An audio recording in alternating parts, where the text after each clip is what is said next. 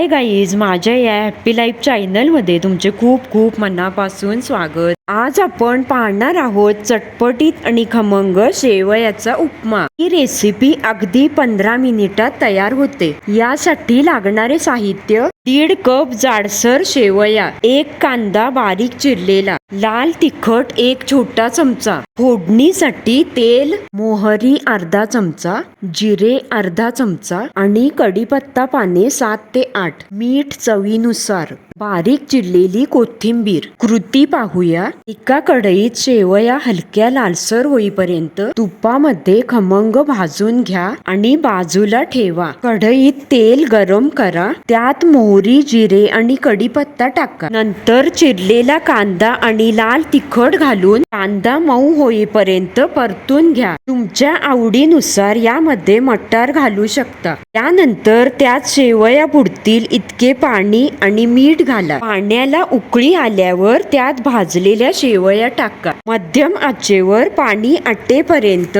आणि शेवया मऊ व मोकळ्या होईपर्यंत झाकण ठेवून शिजवून घ्या. आता वरून कोथिंबीर भुरभुरून गरमागरम शेवयाचा उपमा सर्व करा. रेसिपी आवडली तर लाईक, कमेंट, शेअर आणि माझ्या चॅनलवरती नवीनच असाल तर चॅनलला नक्की सबस्क्राईब करा आणि त्यासोबतच बेल आयकॉन प्रेस करा. पुन्हा भेटूयात अशा चटपटीत रेसिपी सोबत.